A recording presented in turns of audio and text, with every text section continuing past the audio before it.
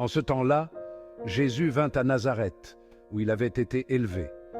Selon son habitude, il entra dans la synagogue le jour du sabbat, et il se leva pour faire la lecture.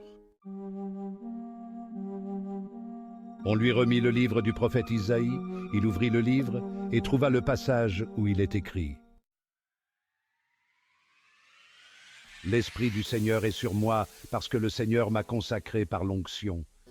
Il m'a envoyé porter la bonne nouvelle aux pauvres, annoncer aux captifs leur libération et aux aveugles qu'ils retrouveront la vue, remettre en liberté les opprimés, annoncer une année favorable accordée par le Seigneur. Jésus referma le livre, le rendit au servant et s'assit.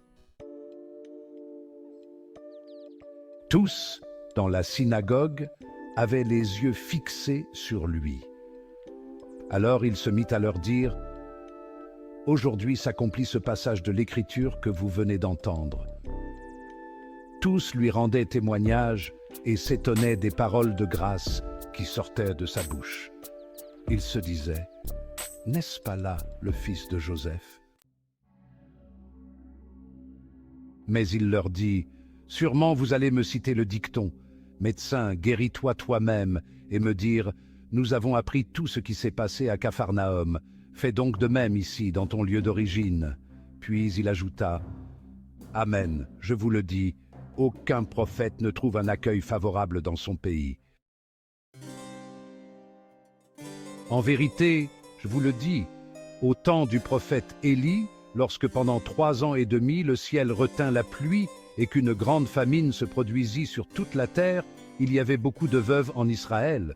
Pourtant Élie ne fut envoyé vers aucune d'entre elles, mais bien dans la ville de Sarepta, au pays de Sidon, chez une veuve étrangère. Au temps du prophète Élisée, il y avait beaucoup de lépreux en Israël, et aucun d'eux n'a été purifié, mais bien Naaman le Syrien. » À ces mots, dans la synagogue, tous devinrent furieux. Ils se levèrent, poussèrent Jésus hors de la ville et le menèrent jusqu'à un escarpement de la colline où leur ville est construite, pour le précipiter en bas. Mais lui, passant au milieu d'eux, allait son chemin.